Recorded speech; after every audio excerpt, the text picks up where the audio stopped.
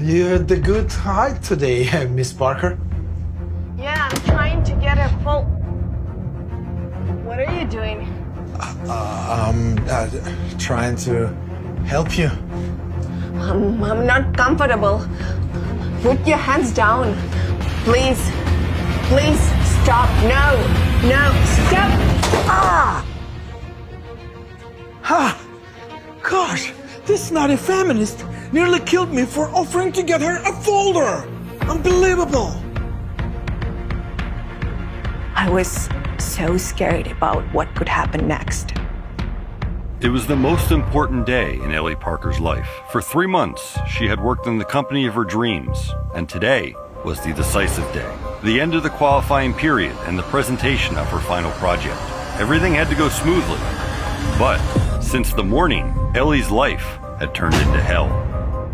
Suddenly, I felt Friendly's brazen hands on my waist, and it was just awful. He continued touching me with his hands, and he went on and on and on. I can't even stand to remember this. I just wanted his hands off me. I just wanted him to stop this. She flirted with me. No is a passive yes, don't you know? Please, no, stop. Gosh! You're nuts! Crazy! When Ellie came out of the archive, she saw condemning looks. She was sure that everyone had hated her and was afraid of her. The worst thing is that she knew for sure nobody would believe her. Who am I? And you be? An intern? Bradley Johnson has the reputation. He has experience. Everybody loves him. And me, I'm just an outcast. And the worst thing, I couldn't believe it happened on the day of my presentation. What could be worse? Suddenly, Ellie noticed that the director of the company, Mrs. Grace, was standing afar and watching what was happening. But here, what was worse? A question was in her eyes. How could you? I was really disappointed. After all that had happened, Ellie felt dirty. With half an hour left for the presentation, she knew for sure that she had lost the support of her colleagues and could rely only on herself. I had to speak in front of people who thought that I just beat a man. People who fear, despise, hate me. I didn't know either I could handle it. Ellie's main competitor at the presentation was that very same man, Bradley Johnson. He also had to defend his project today, but his experience was enough for him not to worry. He was confident of his success. What should I worry about? I'm not Ellie Parker. There were 5 minutes left before the presentation. All the employees gathered in the conference room. Ellie rehearsed her speech in her mind and convinced herself that everything would be okay. How wrong she was. Bradley entered the hall. Oh, very pretty. Good luck.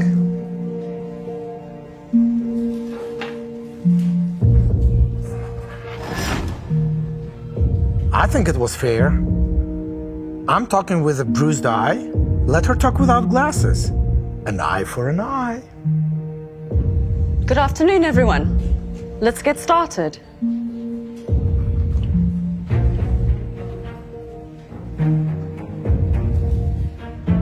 I can see nothing without my glasses. Nothing at all. Not even faces, let alone letters and slides.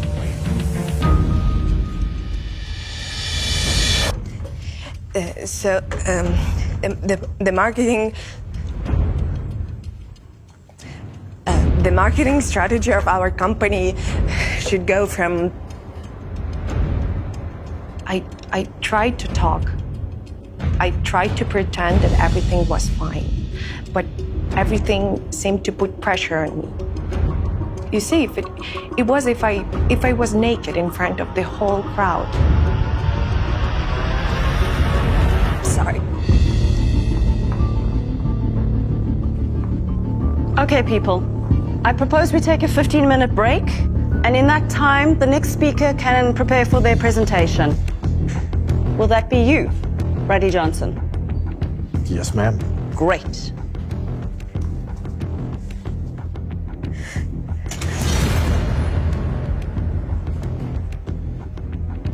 I think people like you should not have their own projects. They should only do what they're told, okay? And if you do want to have a project, come to my office in a short skirt and we will discuss it. He made me understand that I'm nothing, that I can never achieve anything on my own, only through his casting coach.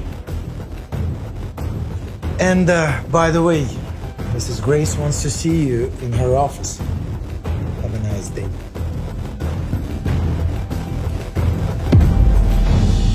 I was sure that I'd be fired now.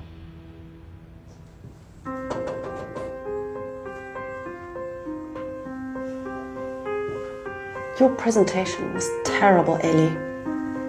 I know, Mrs. Grace. I know what really happened in the archive. Why didn't you tell anyone? I thought they wouldn't believe me. I was ashamed and scared. Ellie, listen. When I was 22, and I just started here as an intern, one guy decided to make me his doll. Back then, there was no one to protect me, and I got out of the mess by standing up for myself. Now it's your turn, Ellie. Remember, you are strong, self-sufficient, successful. Don't let arrogant idiots ruin your life, your reputation, your career. You need to stand up for yourself and teach people like Bradley Johnson a lesson. Otherwise, it will happen over and over again. I know. I understand, but now, what can I do now? Right now, you are holding all the cards. It's your turn. When everyone took their place, Bradley started pitching his new project. He looked confident and proud of himself, as always. The presentation went well. I was ready to beat everyone.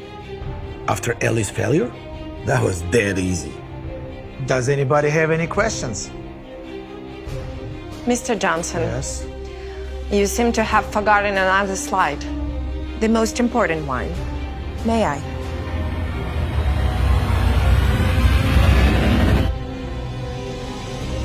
When all the employees saw the footage from the security camera hidden in the archive, clearly showing an incident of harassment towards Ellie, a depressing silence hung in the hall.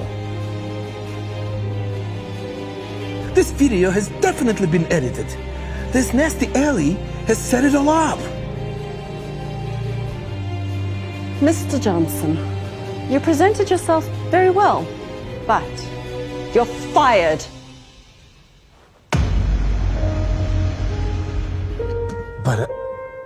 But I... Oh, and also, Mr. Johnson, this tape has been already sent to your wife.